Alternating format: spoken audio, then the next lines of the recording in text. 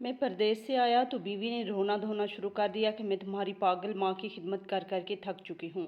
अब अपनी माँ को खुद संभालो। मेरी माँ का बड़े से बड़े और महंगे से महंगे डॉक्टर से इलाज करवाया, मगर माँ ठीक ना हुई। सबने कहा बुढ़ापे की वजह से माँ जी अपना जहनी तवाज़ुन खो बैठी हैं। तंग आकर मैंने माँ को पागल खाने में दाखिल करवा दिया और बीवी को लेकर दुबई आ गया ताकि बाकी की ज़िंदगी सुकून से गुजार सकूं। एक दिन कंपनी के मालिक ने मुझे एक पार्टी में बुलाया। मैं वहाँ गया तो इसने मुझे अपनी माँ से मिलवाया। इसकी माँ को देखकर मेरे होश उड़ गए। वो तो इसकी नहीं बल्कि मेरी माँ थी। मैं सारी रात बेचैन रहा। अगले रोज़ बीवी को लेकर पाकिस्तान आया और सीधा पागल खाने गया। लेकिन वहाँ पहुँचकर जो मंजर मैंने देखा, मेरा सर शर्म से झुक गया। दिल किया ज़मीन फटे और मैं इसमें दफन हो जाऊँ, क्योंकि माँ, अम्मी की आवाज़ मुसलसल कमरे की दीवारों से टकरा रही थी, जैसे वो अल्फाज नहीं कोई अजियत हो जो बार बार लौट आती है। वो मेरे कदमों में बैठी थी, हाथ जोड़े, आंखों से बेसाख्ता आंसू बह रहे थे। चेहरे पर अजीब सी वीरानी थी, बाल बिखरे हुए, कपड़े जैसे कई दिनों से तब्दील ना किए गए हों। इनकी हालत ऐसे थी जैसे किसी के अंदर सब कुछ टूट गया हो। वो कालीन पे बैठी, चेहरे पे सदमे की झूठी लकीर खींचे, आंखों में नमी लिए इनके सामने बैठी थी। मेरी पलकें भीग रही थी, मगर अंदर एक गहरा सुकून था। मुझे रोना नहीं आ रहा था, लेकिन मैं रो रही थी, क्योंकि यही वो मौका था जिसे मैंने खुद तराशा था। अम्मी मुझे झंझोड़ रही थी, जरी तुम तो समझती हो ना मुझे, मैं पागल नहीं हूँ, मैं बस थक गई हूँ, बहुत थक गई हूँ। मेरी आंखों से एक और आंसू टपका। मैंने नज़रें नीचे रखी, होठ कप कप कपकपाए। अम्मी, मैं आपकी बहू हूँ, आपकी बेटी की तरह हूँ। मुझे आपकी फ़िक्र है, बहुत फ़िक्र है। ये झूठ मैं खुद को सुनाती, और असल बात यही थी कि मुझे इनसे हमदर्दी थी। मुझे सिर्फ अजलान से हमदर्दी थी, इसकी बिखरती मोहब्बत से, इसकी सशक्ति तवज्जो से, जो इसकी माँ की बीमारी में तहलील हो रही थी। मैंने जब शादी की थी तब ख्वाब देखे थे कि हर सुबह इसके साथ जागूंगी, हर शाम इसकी बाहों में गुजरेगी, मगर ये ख्वाब तो इसकी माँ की चारपाई के इर्द गिर्द महदूद होकर रह गए थे। जब दुबई से ऑफ़र आई तो मेरी आंखों में उम्मीद चमकी, नई जिंदगी, एक नया आगाज़। लेकिन अजलान का जवाब आया, अम्मी की हालत ठीक नहीं, इन्हें छोड़ के जाना मुमकिन नहीं। तब मैंने वो जंग छेड़ी जिसे मैंने खुद से भी छुपाया, खामोश जंग, जिसमें अल्फाज की जगह नज़रें बोलती, खामोशी में शिकवे होते और हर मुस्कुराहट में इल्ज़ाम छुपा होता। शुरू छोटी बातों से किया। अम्मी को रात को नींद नहीं आती, शायद कोई चीज़ तंग करती है। कभी कभी वो खुद से बातें करने लगती हैं। शायद आपने नोटिस नहीं किया, मैं डर गई थी। अम्मी ने किचन से चाकू हाथ में पकड़ा हुआ था, कुछ समझ नहीं आया वो क्या कर रही थी। अजलान के चेहरे पर शक का साया आस्ता आस्ता उतरने लगा। मैं रात को सोती नहीं थी, बल्कि इनकी हरकतें नोट करती।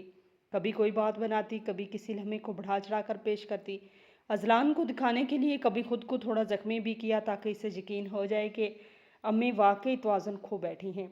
इसने मेरा हाथ पकड़ा, नम आंखों से कहा, जरी अगर अम्मी बीमार है तो हमें कुछ करना होगा। मैंने पलकें झमकाई और दिल में आंखें नीचे की और दिल में शुक्रिया अदा किया। अम्मी को ये सब महसूस होने लगा। वो समझ गई थी कि इनके खिलाफ एक खामोश महाज खोल दिया गया है। इनका बेटा इन पर शक कर रहा है। यही वजह थी कि आज वो मेरे कदमों में बैठी थी, बेबस, बिखरी हुई, हर लफ्ज़ जैसी चीख बन चुका था।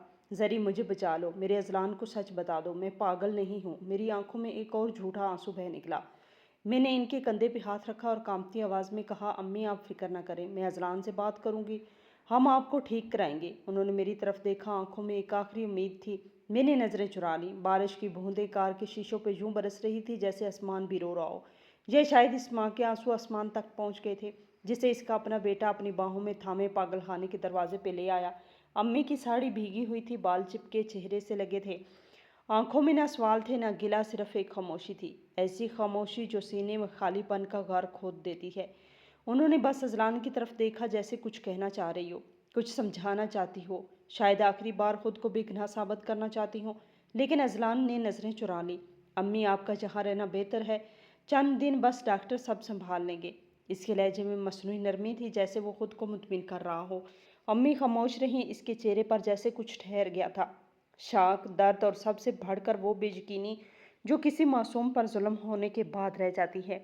वो उठकर दरवाजे की तरफ बढ़ी, लेकिन कदम लड़खड़ाए। अजलान ने फौरन सहारा दिया, लेकिन अम्मी ने अपने हाथ झटक दिए।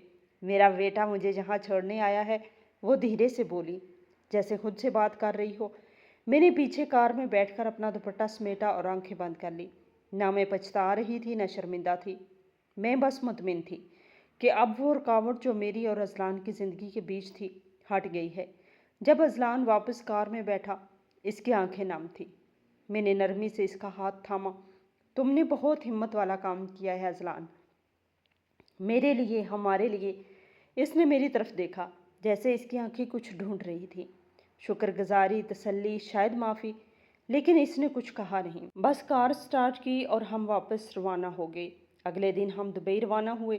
ہر چیز ایک نئی شروعات کی طرح لگ رہی تھی۔ ایئرپورٹ پر روشنیاں، جہاز کا شور اور میرے دل میں وہ پرجوش دھڑکن جو کسی پرانی قید سے نکل کر نئی فضا میں سانس لینے والی عورت کے سینے میں دھڑکتی ہے۔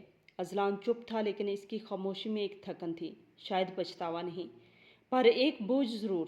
دبئی کی روشنیوں نے مجھے اپنی لپیٹ میں لے لیا۔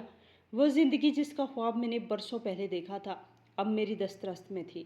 کشادہ اپارٹمنٹ، بڑی کھڑکیاں جہاں سے شہر کا چمکتا چہرہ صاف نظر آتا۔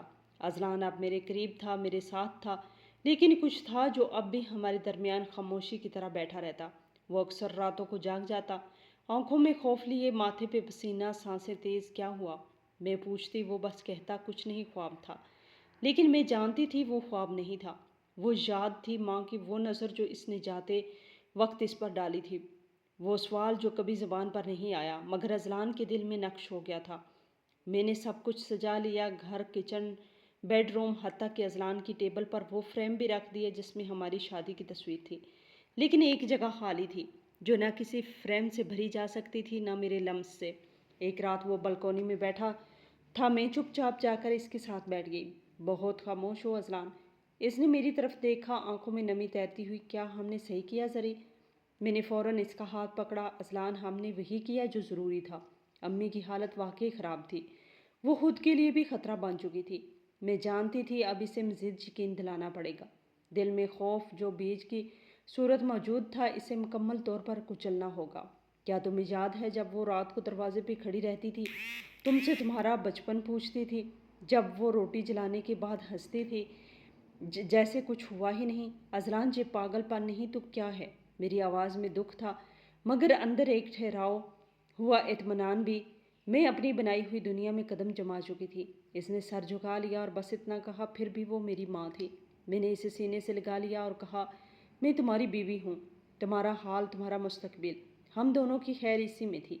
دبئی کی راتیں خاموش اور چمکتی تھی، بالکل اس دلہن کی طرح جو باہر سے سنوری ہو اور اندر سے خالی۔ میں نے ہر چیز نئے سرے سے شروع کی تھی، پردے سے لے کر برتنوں تک ہر چیز نئی تھی۔ زندگی جیسے ایک سفید صفحے پر دوبارہ لکھنے کا موقع دے رہی تھی، اور میں نے ایک ایک لفظ چن چن کے لکھا۔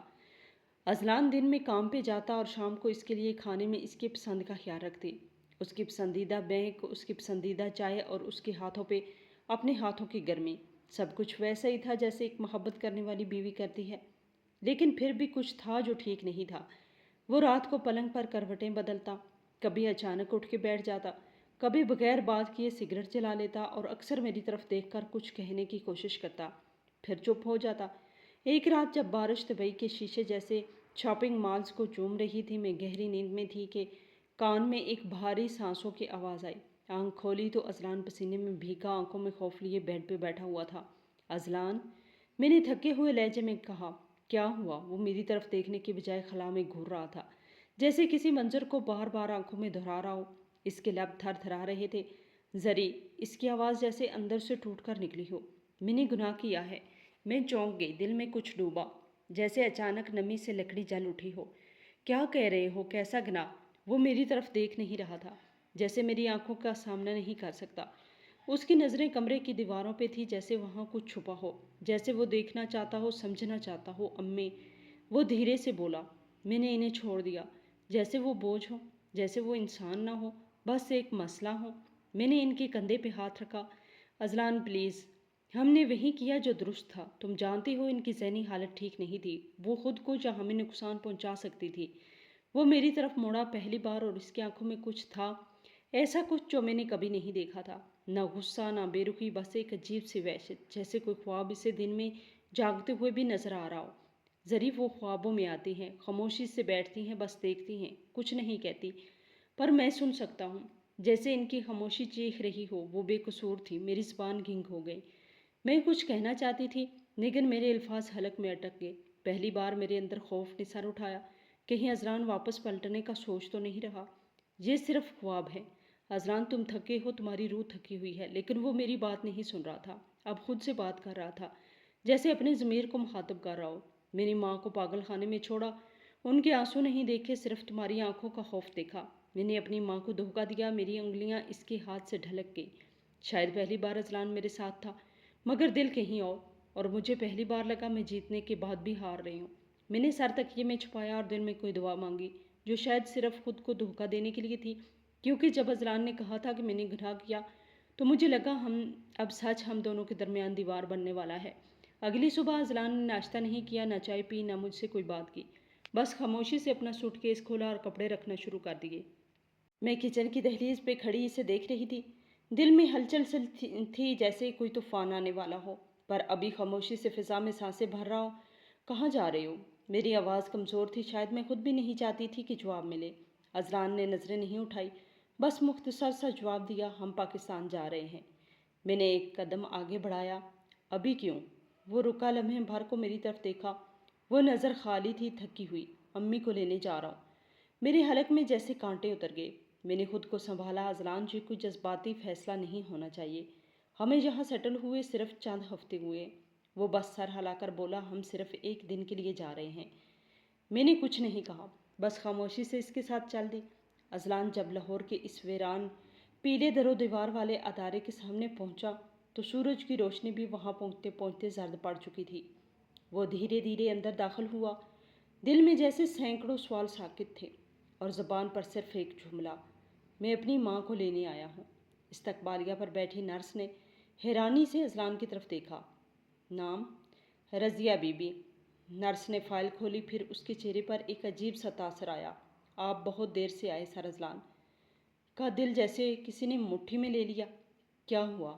کیا مطلب؟ جب انہیں جہاں لایا گیا تھا تب وہ ذہنی دباؤ میں تھی، لیکن تب وہ نارمل باتیں کرتی تھی، روتی تھی، یادیں سناتی تھی۔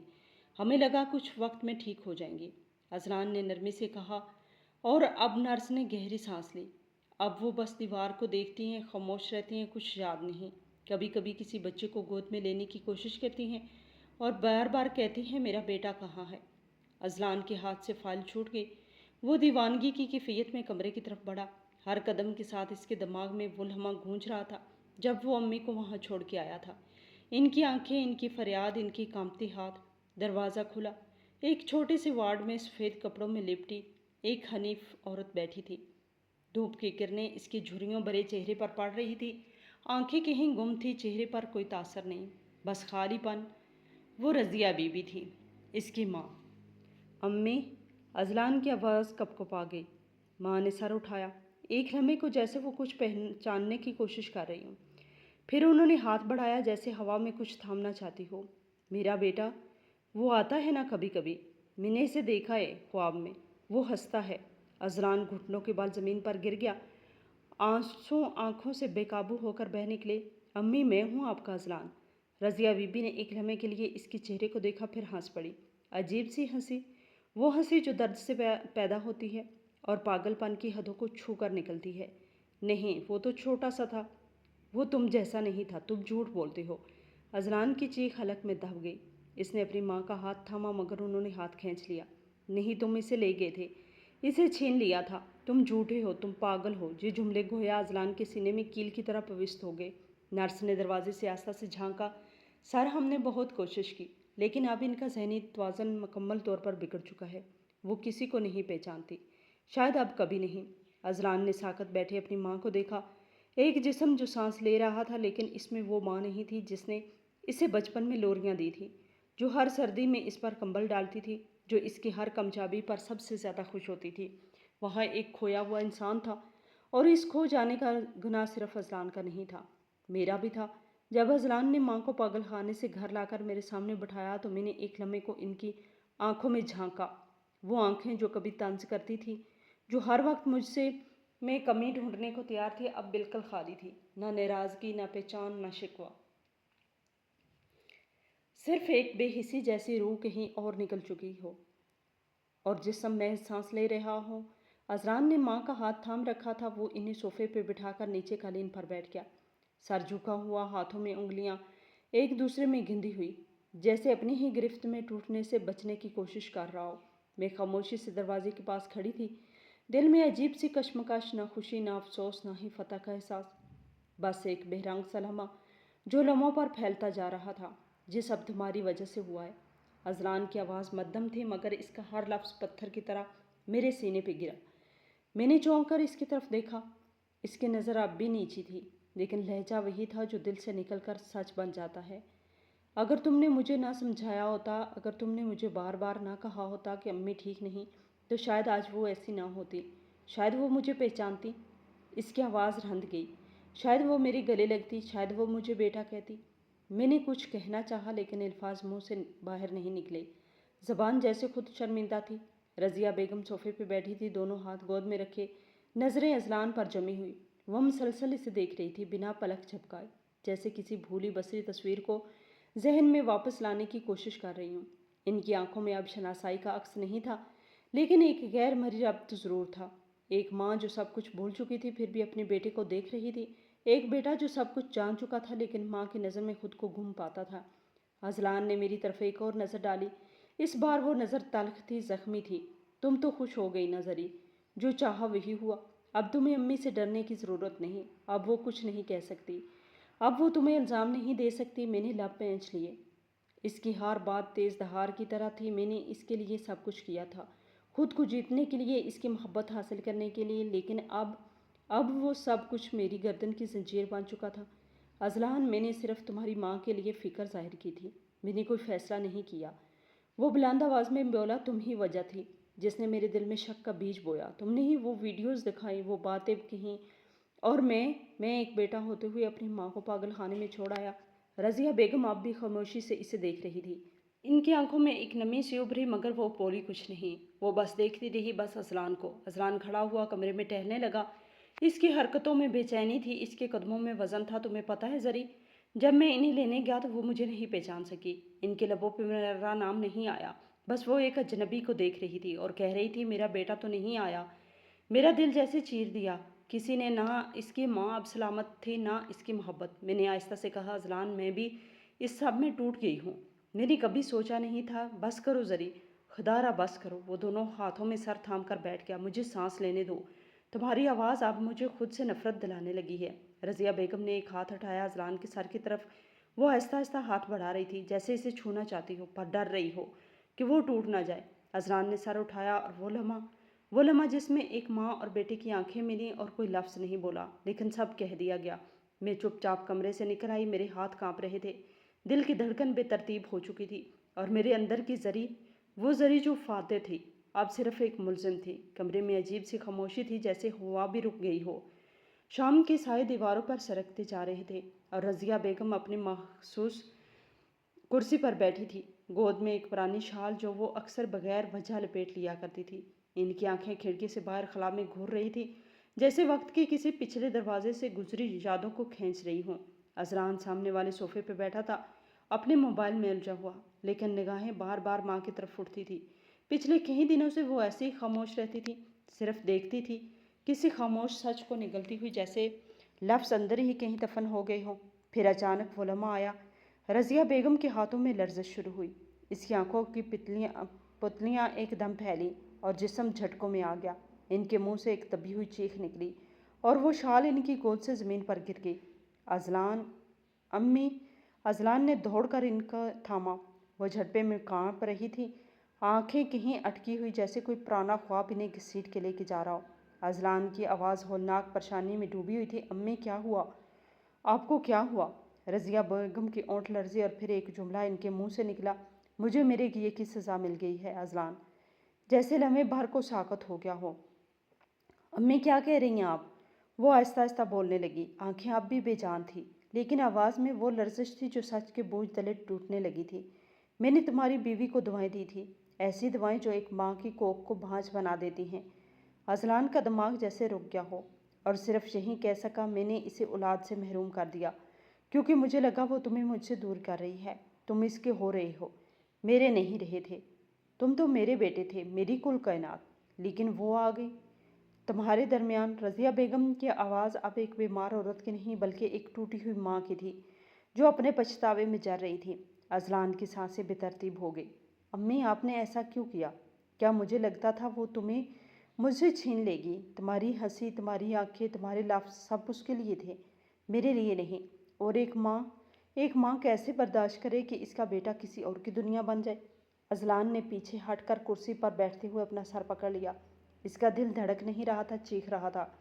کیا یہ وہی ماں تھی جسے اس نے شدت محبت سے پل پل یاد کیا؟ کیا وہی ماں تھی جسے پاگل خانے میں چھوڑ کر وہ زندگی بھر کا بوجھ لے کر لوٹا تھا؟ رضیہ بیگم کی آنکھوں سے آنسو بہنے لگے۔ میں نے تمہاری بیوی کو قصوروار سمجھا، حالانکہ وہ تو صرف تم سے محبت کرتی تھی۔ اس نے کبھی تمہیں مجھ سے نہیں چھینا۔ یہ سب میں نے خود سوچا، خود سمجھا اور خود ہی برباد کیا۔ وہ ہچکیوں میں ڈوب گئے۔ اب وہ تم سے دور ہو جائے تو مجھے کوئی فرق نہیں پڑتا، کیونکہ میں جانتی ہوں کہ اب کچھ نہیں، ماں نہ عورت، صرف ایک سزا ہوں۔ وہ اپنے کیے کی قید میں جکڑی ہوئی ہے۔ اذلان کو کچھ سنائی نہیں دے رہا تھا۔ اس کا ذہن ایک منظر کو واپس لا رہا تھا، زری کی شکایات، امی کی خاموشیاں، ان کی عجیب حرکتیں اور ساری باتیں جنہیں اس نے نظر انداز کیا، وہ جنہیں جھوٹ سمجھا، اور اب سچ جیسے آگ کی طرح اس کے اندر پھیل رہا تھا۔ دروازے کے پاس زری کھڑی سب سن چکی تھی۔ اذلان نے جب اسے دیکھا، اس کی آنکھوں میں شرمندگی صاف تھی، مگر زری کی آنکھیں صرف آنسوؤں سے نم تھی، شکوے سے نہیں۔ رضیہ بیگم نے دھیرے سے اذلان کی طرف ہاتھ بڑھایا۔ مجھے معاف کر دو بیٹا۔ اذلان نے وہ ہاتھ تھام لیا، لیکن دل ہی دل جیسے ہنوز سوالوں کی گرد میں الجھا ہوا ہو۔ ایک ماں نے بیٹے کو بچانے کے لیے بیوی کی کوکھ خالی کر دی، اور ایک بیٹے نے ماں کو بچانے کے لیے بیوی کو گنہگار ٹھہرا دیا۔ اذلان کی آنکھوں میں وہ سوال تھا جو اب الفاظ سے آگے جا چکا تھا۔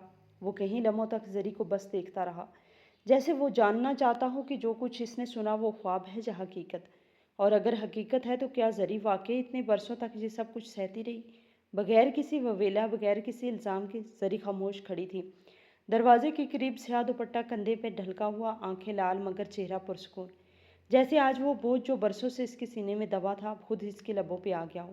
زری، اذلان کی آواز ٹوٹ رہی تھی، کیا یہ امی سچ کہہ رہی ہیں؟ وہ تمہیں دوا دیتی تھی؟ زری نے ایک لمحے کو آنکھیں بند کی، پھر ہولے سے سر ہلایا۔ ہاں، اور صرف دوا نہیں، وہ ہر روز مجھے توڑنے کی کوشش کرتی تھی، لفظوں سے، رویے سے، اور کئی بار تو جسمانی طور پر بھی۔ اذلان کے قدم لڑکھڑائے، وہ کرسی پر بیٹھ گیا، جیسے کسی نے اس کی ہڈیوں سے جان نکالی ہو۔ پہلی بار شادی کے تیسرے ہفتے جب تم آفس گئے تھے، امی میرے کمرے میں آئیں، ان کے ہاتھ میں لال شربت کا گلاس تھا، کہنے لگی، پیو بیٹا، یہ بہت فائدہ مند ہے۔ میں نے پیا، لیکن عجیب سا ذائقہ تھا، دل میں گھبراہٹ ہوئی، رات بھر کے آتی رہی، ڈاکٹر کے پاس گئی تو انہوں نے بس معدے کی خرابی کہا، لیکن اس کے بعد یہ سب معمول بن گیا، مہینے میں 2-3 بار کوئی نئی دوا، کوئی نیا نسخہ۔ اذلان کی پریشانی پر پسینہ آ گیا۔ تم نے مجھے کیوں نہیں بتایا؟ زری کی آنکھوں میں کچھ چمکا، شاید دکھ، شاید خاموشی کا تانا، کیونکہ تم نہیں سنتے تھے۔ اذلان، تمہاری ماں تمہاری دنیا تھی، اور میں صرف ایک شکایت کرنے والی بیوی۔ میں نے شروع میں تم سے کہنا چاہا، لیکن تمہاری نظروں میں اعتبار کی کمی دیکھ کر چپ ہو گئی۔ سوچا وقت بدل دے گا، مگر وقت تو مجھے بدلا آ گیا۔ اذلان کے چہرہ ہاتھوں میں تھام لیا۔ مجھے اندازہ نہیں تھا میں نے تمہیں کتنی بار تنہا کر دیا۔ زری نے تھوڑا قریب آ کر، امی نے مجھے دھمکیاں دی تھی، کہتی تھی اگر تو میرے بیٹے کو مجھ سے دور لے گئی نا تو تو نہ رہے گی، نہ تیری کوکھ سلامت رہے گی۔ میں نے تمہیں بچانے کے لیے سب سہ لیا، کیونکہ تم میرا پیار تھے، اور شاید اب بھی ہو۔ اذلان کی آنکھوں سے آنسو گرنے لگے۔ اذلان اب اکثر کھویا کھویا سا رہنے لگا تھا، اس کی آنکھیں جیسے کسی اندرونی فلم کی ریل پر چل رہی ہوں، ایک ایسی فلم جس کے ہر سین میں خود بھی ہوتا، لیکن سچائی کو پہچاننے سے قاصر تھا، اور ہر رات ماضی میں جھانکتا، وہ لمحے یاد کرتا جب زری نے تھکے تھکے لہجے میں کچھ کہنا چاہا، لیکن وہ سننے کی بجائے ماں کے دفاع میں بول پڑا۔ جب وہ زری کے چہرے پہ خوف، خاموشی اور تھکن دیکھتا تھا تو سمجھتا تھا وہ شاید خود میں الجھی ہوئی ہے، مگر اب جان چکا تھا کہ سب چیزیں تھیں جو الفاظ نہ بن سکیں۔ اکثر اسے وہ دن یاد آتا جب پہلی بار زری نے کہا، امی بہت اداس رہتی ہیں، آپ ان سے بات کریں، اور اس نے ہنس کر ٹال دیا، امی ایسی ہیں، تم دل پہ نہ لو۔ اب سوچتا ہے کیا وہ اس وقت بھی یہی کہتی تھی، یا اس کے اداسی کوئی نہیں، کوئی اور بات تھی جو چھپا رہی تھی؟ وہ چھوٹے چھوٹے لمحے جو کبھی معمولی لگتے تھے اب زنجیروں کی طرح دل کو کاٹنے لگے تھے۔ ماں کا حال دن بدن بگڑ رہا تھا، ان کے چہرے پر اب کوئی تاثر نہ رہتا، آنکھیں ساکت، ہونٹ بند، اور جسم بے جان۔ وہ کسی سے بات نہیں کرتی تھی، کسی سوال کا جواب نہیں دیتی تھی، صرف کبھی کبھار اذلان کو ٹکٹکی باندھ کر دیکھتی تھی، جیسے اس کا چہرہ یاد کرنے کی آخری کوشش کر رہی ہوں۔ ایک دن جب اذلان انہیں باہر دھوپ میں بٹھانے کے لیے سہارا دے کر گیا تو وہ رک گئی اور آہستہ سے بولی، میں نے اپنے بیٹے کو خود سے چھینا ہے۔ پھر ان کی آنکھیں بند ہو گئی اور وہ دوبارہ نہ بولی۔ اس دن کے بعد وہ مکمل خاموش ہو گئی، زبان جیسے چھین لی گئی ہو، یا شاید ضمیر نے خود انہیں خاموش رہنے کی سزا دی ہو۔ وہ کھانے کے وقت بھی خاموش رہتی، اذلان کے سروں پر ہاتھ پھیرنے کی جگہ اب خالی نگاہوں سے بس دیکھتی۔ ان کے ہونٹ ہلتے بھی نہیں تھے۔ زری جب بھی بیٹھتی ان کی آنکھوں میں نہ نفرت ہوتی نہ ملال، بس ایک کرب جو شاید لفظوں سے ماورا ہو چکا تھا۔ اذلان روز ان کے پاس بیٹھتا، کچھ بولتا، سوال کرتا، پر جواب نہیں آتا۔ اب وہ زندہ تھی لیکن جی نہیں رہی تھی۔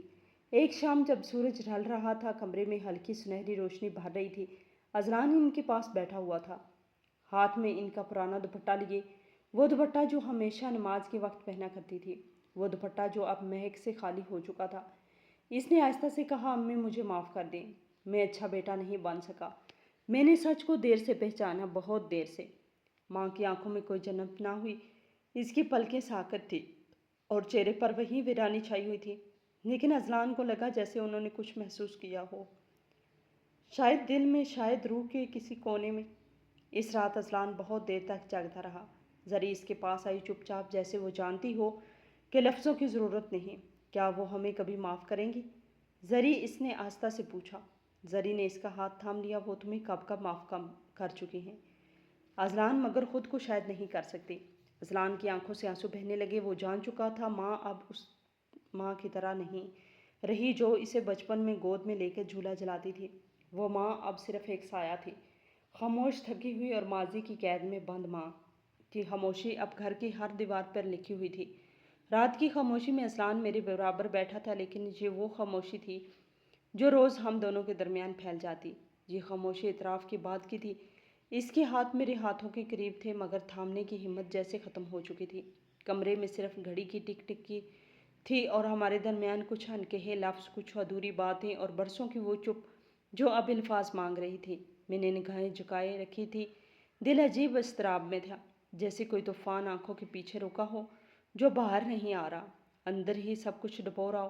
اذلان نے آہستہ سے میری طرف دیکھا، آواز مدھم تھی، لرزتی ہوئی، زری مجھے تم سے معافی مانگنی ہے۔ کمرے میں روشنی مدھم ہو رہی تھی، جیسے شام کی سرحد پر رات کا پہلا قدم ہو۔ میں نے کھڑکی کی اس طرف دیکھا، باہر درختوں کی شاخیں ہوا میں ہل رہی تھی، جیسے وقت ابھی بھی سرگوشی کر رہا ہو کہ جو بیت چکا وہ واپس نہیں آئے گا، لیکن جو باقی ہے وہ سنوارا جا سکتا ہے۔ اذلان میرے پاس آ کر بیٹھتے ہوئے کہا، زری میں وعدہ کرتا ہوں اب سے ہر قدم تمہارے ساتھ ہوگا، اب کوئی فیصلہ تم سے پوچھے بغیر نہیں لوں گا، اور سب سے بڑھ کر اب میں تمہیں سنوں گا، جیسے تم ہو ویسا۔ میں نے نظریں اس پر جمائی اور امی، وہ خاموش ہو گیا، نظریں جھک گئی۔ وہ اب ویسی نہیں رہی زری، لیکن جو کچھ انہوں نے کیا وہ بھی ایک ٹوٹی ہوئی ماں کا خوف تھا۔ میں نے سر ہلایا، میں انہیں قصوروار نہیں ٹھہراتی اذلان، انہوں نے غلط کیا، ہاں بہت کچھ چھینا مجھ سے، لیکن اگر میں بھی ان کی طرح نفرت کرتی تو آج ہم یہاں ساتھ نہ ہوتے۔ ایک لمحے کی خاموشی کے بعد میں نے آہستہ سے کہا، بس اتنا چاہتی ہوں کہ جو ہوا اس کا زخم ہمیں تقسیم نہ کر دے، ہمیں جوڑے، تاکہ ہمارا بچہ، اگر خدا نے دیا، ایک ایسا گھر دیکھے جس میں سچائی ہو، سمجھ بوجھ ہو اور ماں باپ ایک دوسرے کی عزت کرے۔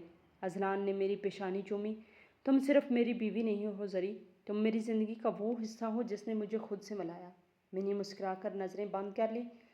اس لمحے دل میں سکون تھا، لیکن ساتھ ہی ایک قید بھی، کہ اب ہمارے درمیان خاموشیاں نہیں ہوں گی، نہ ہی غلط فہمیاں۔ اب جو ہوگا سچ ہوگا، اور سچ ہمیشہ بوجھ ہوتا ہے، لیکن وہی واحد راستہ ہوتا ہے جو منزل تک لے جاتا ہے۔ دھوپ آج کچھ زیادہ نرم تھی، جیسے سورج بھی اپنی تمازت میں ایک ماں کے لمس جیسا سکون بھر لایا ہو۔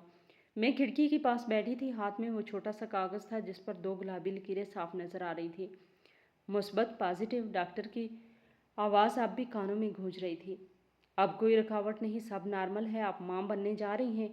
میرا دل جیسے لمحے بھر کو رک گیا۔ میں نے نگاہیں آسمان کی طرف اٹھائیں، ایک آنسو پلکوں سے ڈھلکا اور ہونٹوں پر دعا بن کے مچل گیا۔ کتنا لمبا سفر تھا یہ، کہاں کہاں سے گزرے ہم، زہر الزام، جدائی، خاموشی، اور پھر ایک نئی امید۔ اذلان جب کمرے میں داخل ہوا تو میری آنکھیں پہلے ہی بول چکی تھی۔ میں نے وہ کاغذ اس کی طرف بڑھایا اور بس اتنا کہا، ہم 3 ہونے والے ہیں۔ وہ ٹھٹک گیا، جیسے کسی نے اسے خواب میں سے جگا دیا ہو۔ اس کی آنکھیں بھر آئیں اور وہ جھک کر میرے ہاتھوں کو چومنے لگا۔ زری میں شکر بھی کیسے ادا کروں؟ میں ہنس پڑی، آنسوؤں کے ساتھ، بس اتنا کہ اب کوئی کمی نہ رہ جائے، نہ سچ کی، نہ محبت کی، نہ اعتبار کی۔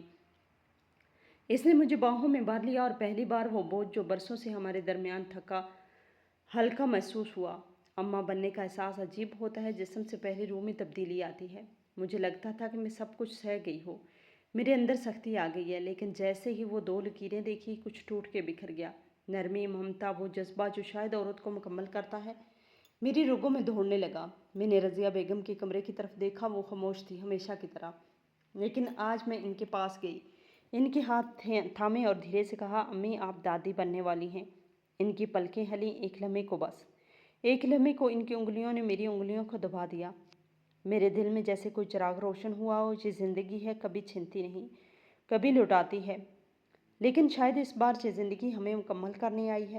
وہ رات معمول سے زیادہ خاموش تھی، ہوا کی سرگوشی بھی جیسے رک گئی تھی۔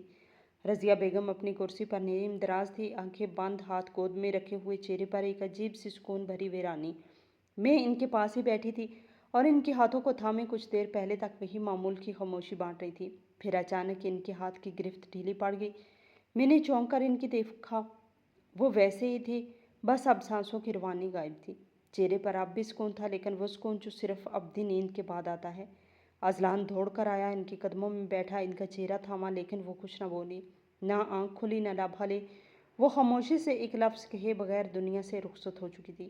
کوئی وصیت نہیں، کوئی آخری بات نہیں، صرف وہ لمس چھوڑ گئی جو کئی راتوں تک میرے ہاتھ پہ رہا تھا۔